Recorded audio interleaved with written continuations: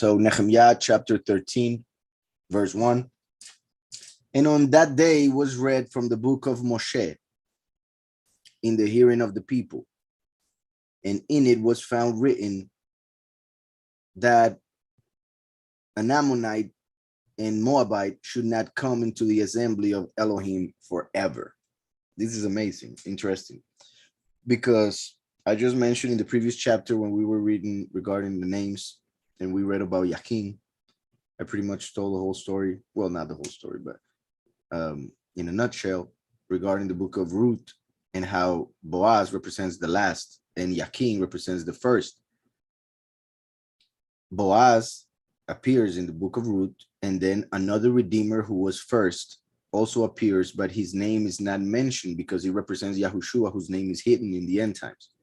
He's called the first redeemer, and in Hebrew, he's called Peloni Almoni, which means pretty much somebody whose name is hidden, but who is of great honor. I mean, that's kind of a way of understanding the words Peloni Almoni. And here we have that they read from the book of Moshe. One of the reasons why the first redeemer did not want to marry Ruth is because Ruth was from Moab. In fact, from the marriage of Boaz and Ruth came Obed. From Obed came Yishai, and from Yishai came David, the king. When he had David, I mean, before Yishai had David, the king, Yishai realized that he was a descendant of Boaz through a Moabite, female Moabite. And he thought, because of verses like this, that he was not allowed to marry a Israelite, for he came from a Moabite, from Ruth. So he divorced his wife, David's mother. And then he decided to be with his slave. But the slave did not, she felt it would be disrespectful to her, to her mistress pretty much. So she asked David's mother to go to bed with Yishai instead of her. So Yishai was with his ex-wife while thinking he was having sex with his slave. And this is pretty much a reflection of when Yaakov wanted to be with Rachel, but he ended up being with Leah. So now we had David thinking that he had to be with a slave, but it ended up being with his ex-wife. Then his ex-wife was pregnant, and everybody thought that she had been unfaithful, or at least that I guess not unfaithful because she had divorced, but that she was a bad woman for having been pregnant while not married. And that is one of the reasons why David says in the Psalms that he was conceived in sin. His brothers saw him as different, as a child of another man. His own father saw him like that. And that's why when Shmuel came to anoint the new king, they didn't even call David until Shmuel asked if there was another child. And Yishai said, oh yeah, there's another one, but I'll bring it, I guess. And he brought him, and that was it. So when Shmuel gave the oil to David, he was given a confirmation that that child, David, was a son of Yishai and not, like they thought, a son of another man. So that is when they realized that his mother was righteous. So, in the middle of all of that, Yishai realized that the law that Yahweh mentions in the Torah regarding the Moabites is referring to male Moabites, meaning that a female could not marry male Moabite, because it was the males who fought Israel. So that's why they couldn't marry into the people of Yahweh, because the seed of the man is what brings the new being into this reality. So the rule was for the males, meaning for the women not to marry the males of Moab. So when Yishai realized that, he got back with his ex-wife.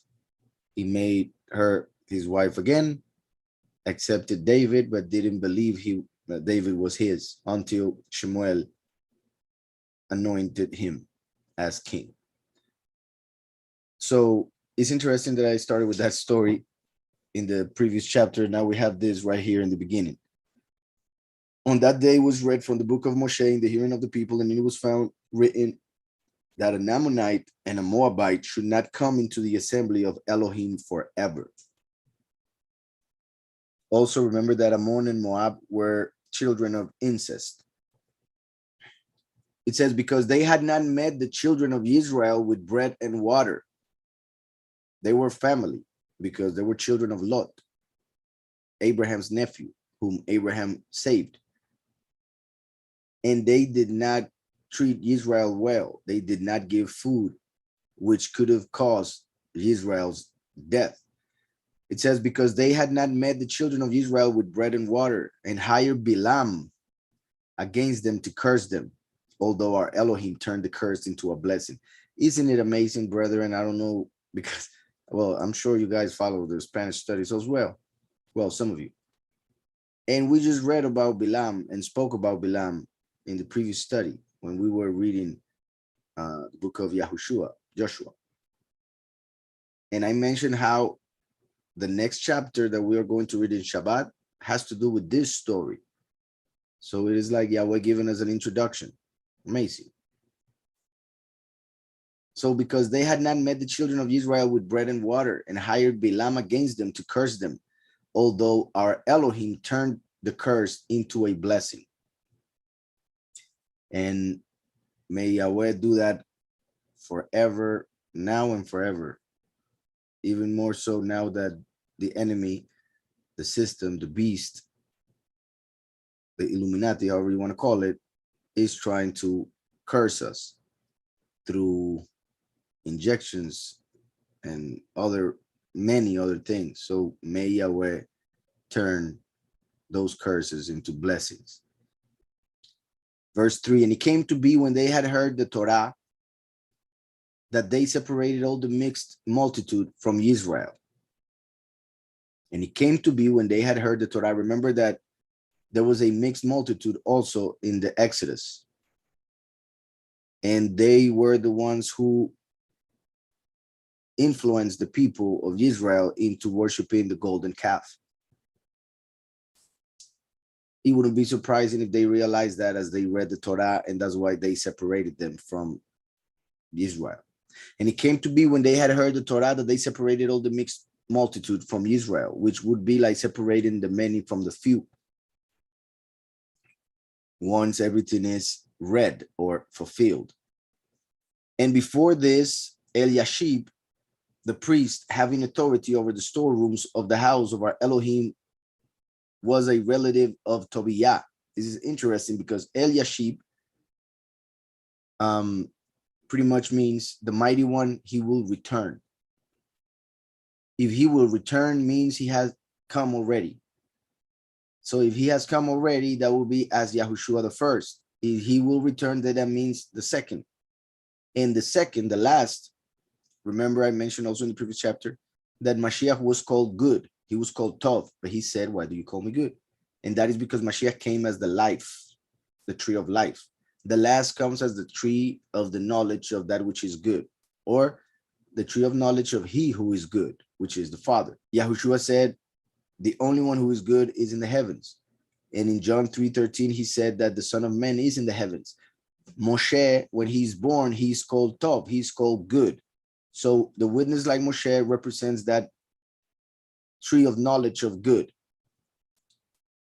And that is how Yahweh will return.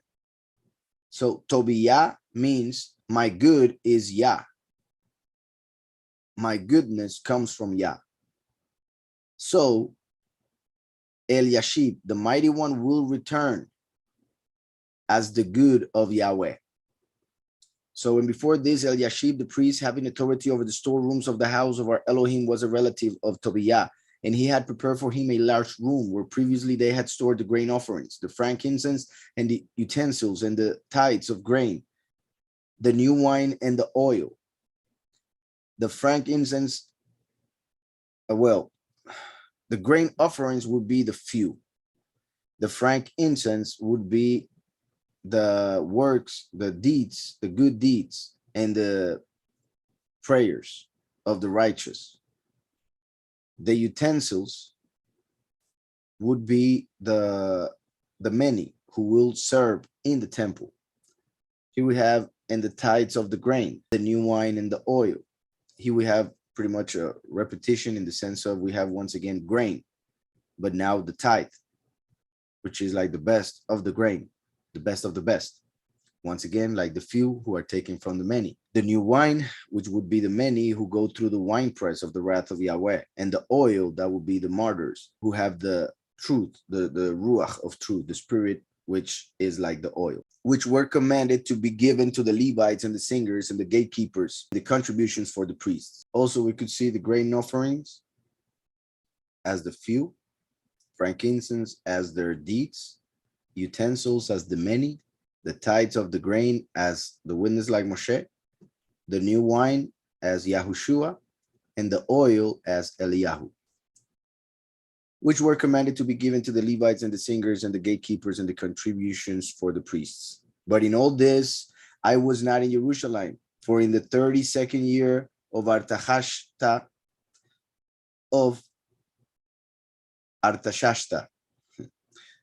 but in all this, I was not in Jerusalem, for in the 32nd year of Artashashta, sovereign of Babel, I came to the sovereign.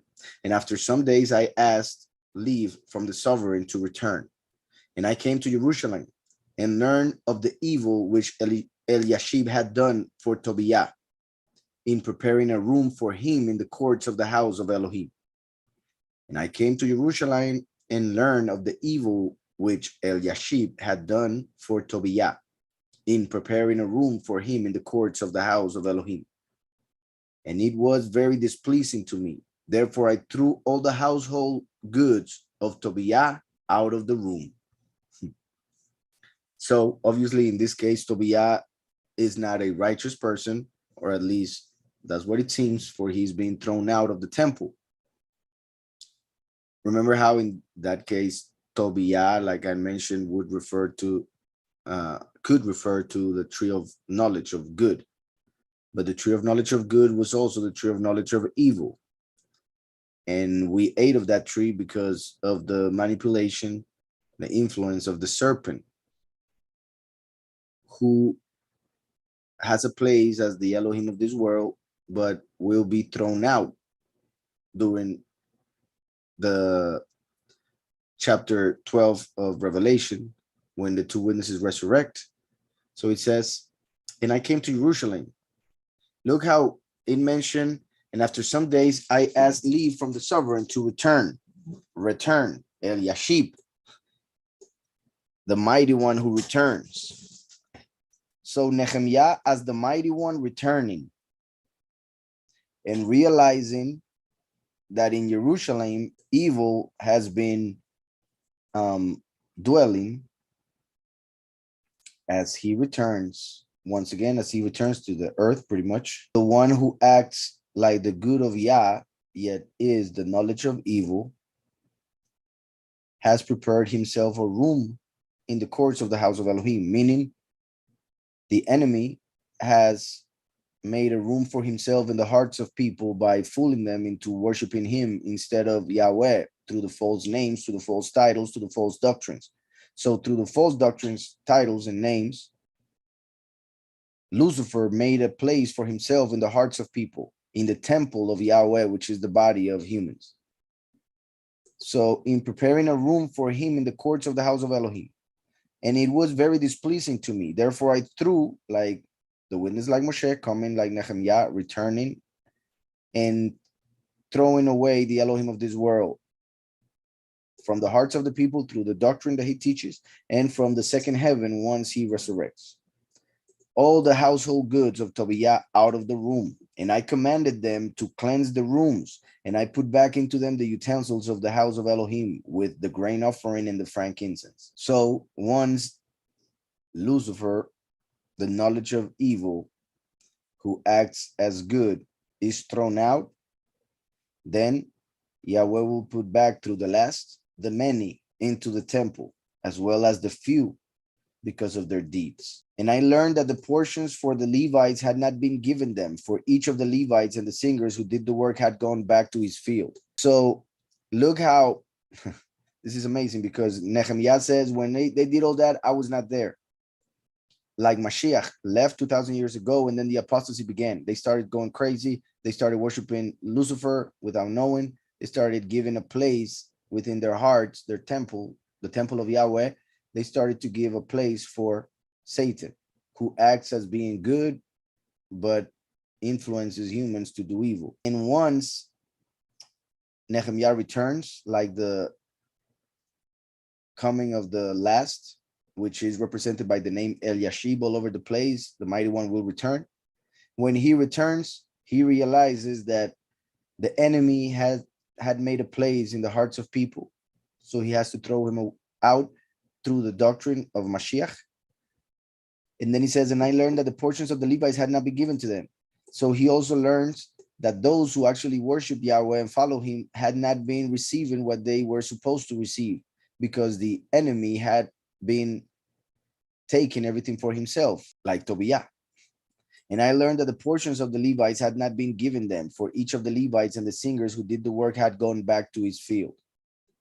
Then I contended with the deputy rulers and said, why is the house of Elohim forsaken? And I gathered them together and set them in their place, like the last, who will gather the few and the many, and then set each and everyone in their place. And all Yehudah brought the tithe of the grain and the new wine and the oil to the storehouse. And I appointed as treasurers over the storehouse Shelemyah the priest and Zadok the scribe, and Pedaiah of the Levites, and at their hand was Hanan, son of Sahur, son of Mataniah, for they were reckoned trustworthy, and it was on them to distribute to their brothers. Remember me, O my Elohim, concerning these, and do not wipe out my loving commitments that I have done for the house of my Elohim and for its charges. So NejemYah once started the works, then left, then came back at the end, and realized that there was pretty much an apostasy. They were going crazy. So he has to put a stop to it, and then praise to the Most High. Remember me, O my Elohim, concerning this, and do not wipe out my loving commandments that I have done for the house of my Elohim and for its charges. When we look at the names here, that will be also important. I mean, we will see all the names next week, but this part also seems to be key. Like, the peace of Yahweh comes through his righteousness, for he will redeem and join those whom he favored and who he remembers, for them to receive the gift of Yahweh.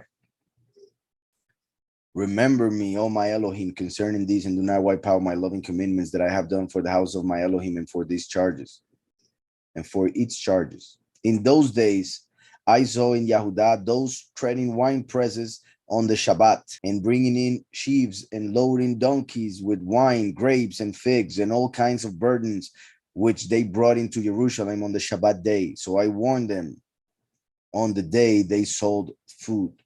So they were doing things that they were not supposed to do in the Shabbat according to the letter, which then would be understood according to the spirit, mainly what the Shabbat actually is, what it means, what word means when it comes to Shabbat, because he who sins is a slave to sin, meaning he who sins is working for the enemy.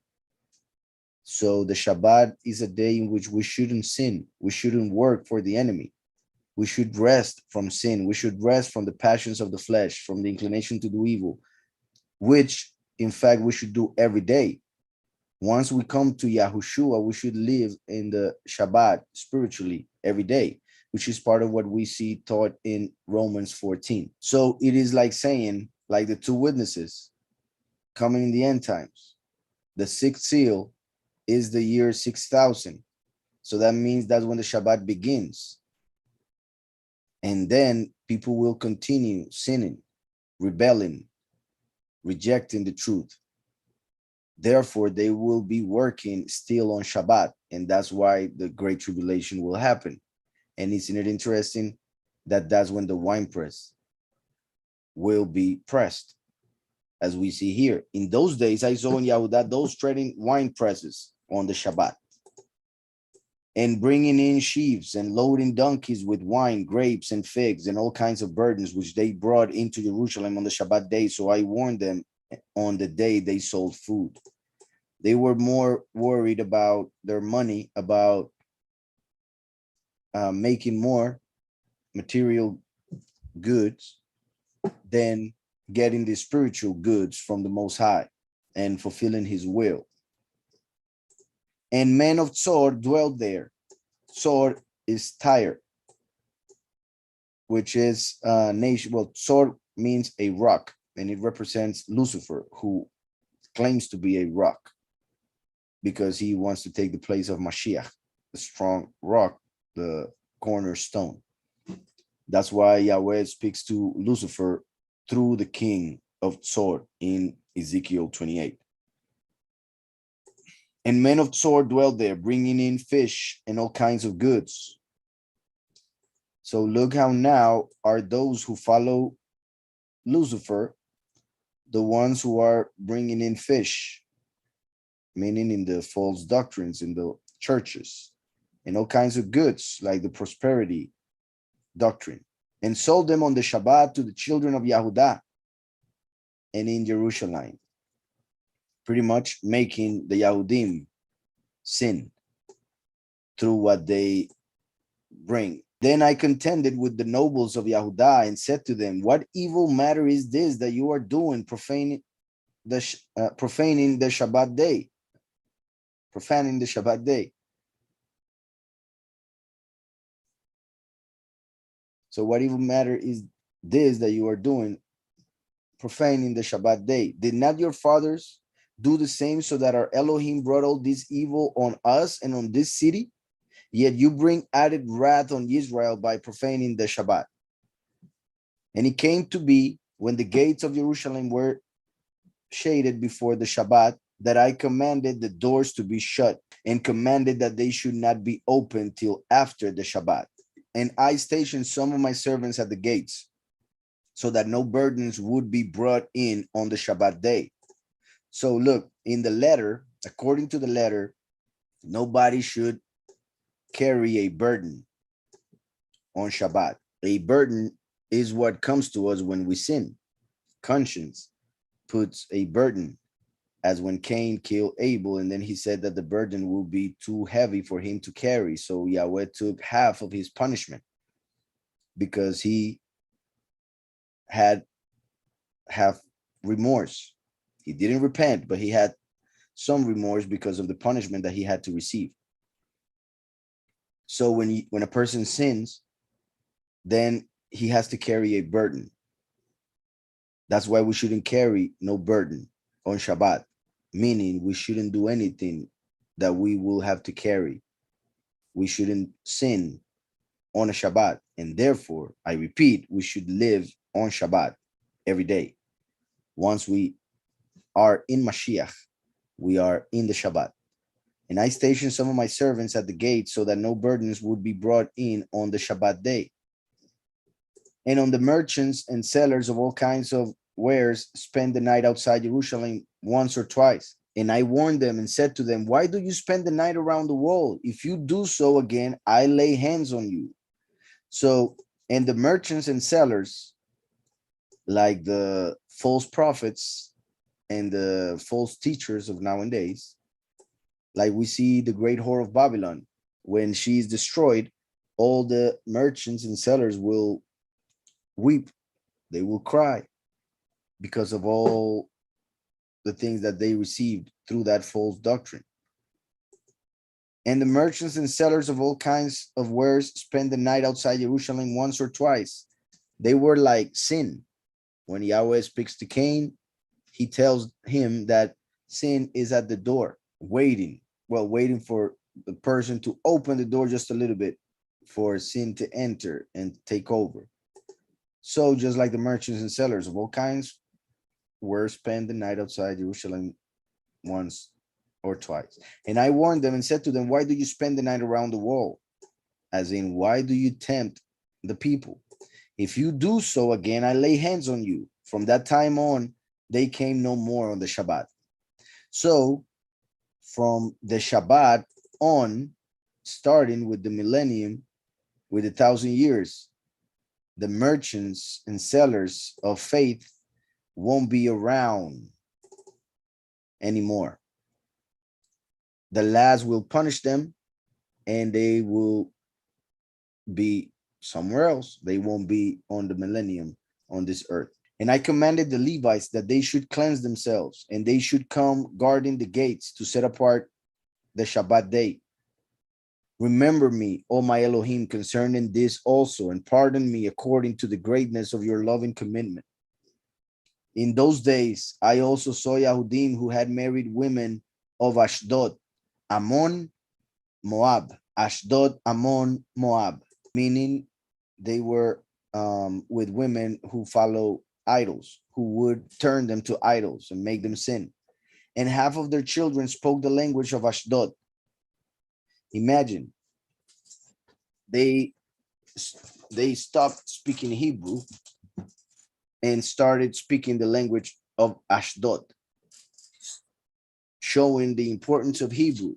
If it wasn't important, if it didn't matter what language you speak or use when it comes to the spiritual, then this wouldn't be written here. He would say, and they became bilingual. It was so great. Instead, he's seeing that as something bad. Half of the children spoke the language of Ashdod and could not speak the language of Yahudah, meaning Hebrew. Half of the children spoke the language of Ashdod, which would be Aramaic, and could not speak the language of Yahudah, which is Hebrew, but spoke according to the language of one or the other people. So like nowadays, in which the people of Israel are speaking different languages, not Hebrew. And when you tell them anything about Hebrew, they don't care. They don't receive it. They think it doesn't matter.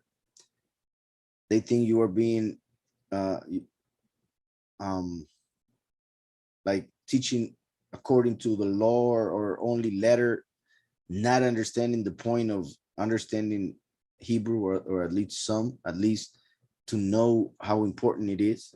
So half of the children spoke the language of Ashdod and could not speak the language of Yahudah, but spoke according to the language of one or the other people. Then I contended with them and cursed them, and struck some of them and pulled out their hair and made them swear by Elohim. Imagine how angry he was. He was pulling hair and everything. And also he contended, right? Like the last who will contend with the Elohim of this world, he will contend with men. That's why Jacob was given the name Israel, because he contended with men and with Elohim and won. So Nehemiah is contending, just like the last will contend with the people and with the Elohim of this world. Then I contended with them and cursed them, and struck some of them and pulled out their hair and made them swear by Elohim, saying, you do not give your daughters and wives to their sons, nor take their daughters for your sons or yourselves. Did not Shlomo, sovereign of Israel, sin because of them? In idolatry in all sorts of ways, by marrying women from other places. He married 1,000 women. Did not Shlomo, sovereign of Israel, sin because of them? Among the many nations, there was no sovereign like him, who was beloved of his Elohim. This is so sad. It's amazingly sad. And may Yahweh protect us not to ever rebel in any way, even close. Among the many nations, there was no sovereign like him who was beloved of his Elohim. And Elohim made him sovereign over all Israel. Even him, foreign women caused to sin. Even him, being so special, the son of David, the representation of Mashiach, who was beloved of his Elohim, and Elohim made him sovereign over all Israel. Even him, foreign women caused to sin. So that shows the danger in women who are foreign to the truth, the danger in becoming yoked with women who are foreign to Mashiach, to Yahweh and his son Yahushua. Even him, foreign women caused to sin. The wisest men. So if the wisest man was caused to sin by women, then that shows how careful men must be. Should we then hear of your doing all this great evil? Should we then hear of your doing all this great evil, trespassing against our Elohim by marrying foreign wives? And one of the sons of Yoyada, son of Eliashib, the high priest, was son-in-law of Sanballat, the Horonite, and I drove him from me. Remember them, O my Elohim, because they have defiled the priesthood and the covenant of the priesthood and of the Levites, just like the false prophet will defile the priesthood in the end times. And of the sons of Yoyada, son of Eliashib, the high priest, was a son-in-law of Sanballat, the Horonite, and I drove him from me. Sanballat, who had been against Nehemia in the beginning, so here a son-in-law is being drove away from him. Remember them, O my Elohim, because they have defiled the priesthood and the covenant of the priesthood and of the Levites. Thus I cleanse them from all that is foreign. Just like in Hanukkah, we celebrate that we cleanse ourselves from all that is foreign, from the Greek influence, that Greek culture which permeated pretty much all of the West. Thus I cleansed them from all that is foreign, and I appointed duties to the priests and the Levites, each in his task. And for the wood offering and the first fruits at appointed times. Remember me, O my Elohim, for good. This last verse, the trees or wood, like Mashiach was hanged from a tree, from a cross made of wood. In the times and the Bikurim, the first fruits, Mashiach presented himself before Yahweh as the Bikurim. Right after dying on the tree, he went as Bikurim. So because of that, Yahweh will remember us, in this case, me, because of the word li, but I'll say remember us, for he is the mighty one of all that is good. And that's how the chapter ends.